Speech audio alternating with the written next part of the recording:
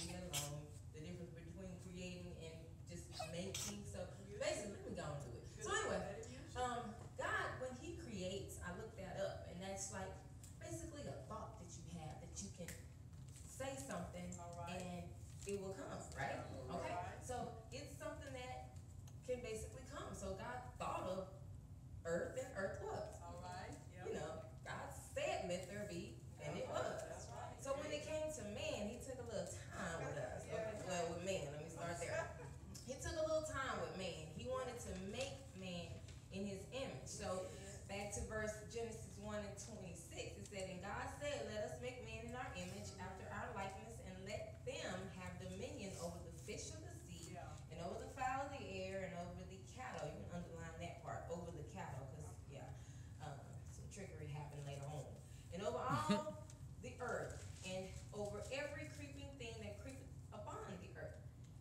So God planted a garden in Eden, put man there. We learned later that man's name is Adam. God placed Adam into the Garden of Eden so He can dress it and keep it. He's already given him dominion over, all the things that He created. And He took, He made Adam, His image and likeness, and gave him a mind to think. God had a mind. He thought something up, said, "Let there be," and it was. So, Adam was a piece of work, right? Okay. But Adam's job was to take care of the garden. He was to rule the animals, the cattle. He just had control and dominion over that. But back to Genesis 2:16, God gave Adam a command. And the command was, you can eat of every tree here in this here Eden, in this garden, but there is one that you are not to touch. God gave Adam that command. Because if you do, you shall surely die. Gave Adam these instructions. Eve was not even on the scene yet. She hadn't even been properly introduced to Adam yet.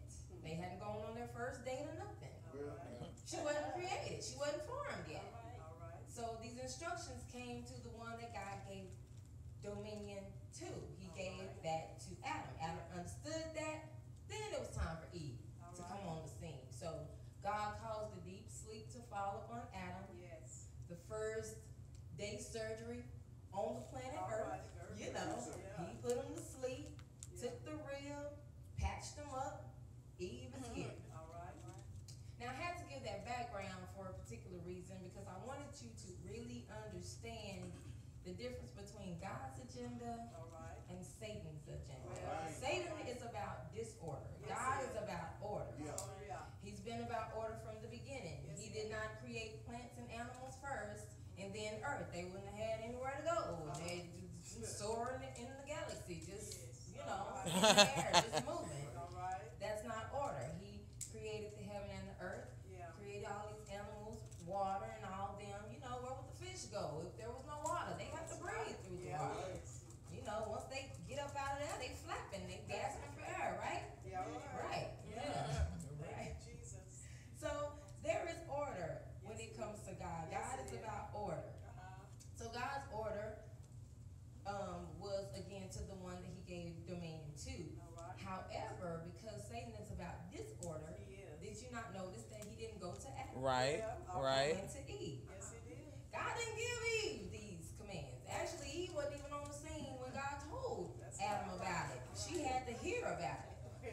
And sidebar, I thought about on yesterday, we were at this event, and we were volunteers. We were working as volunteers, but there was a staff there that they knew what was going on, where everything had to be, and how it had to be reorganized from the beginning. So one of the staff members, she walked out. She was doing whatever. So after the event, we had to what they call break down the tables and put them back, and because it was another event coming up. So there was a little confusion. We wasn't in there arguing. We trying to still be holy, but some people say, well, the tables go in this room, where the chairs go over there, and the tables go. I said, how about we go get the one who knows?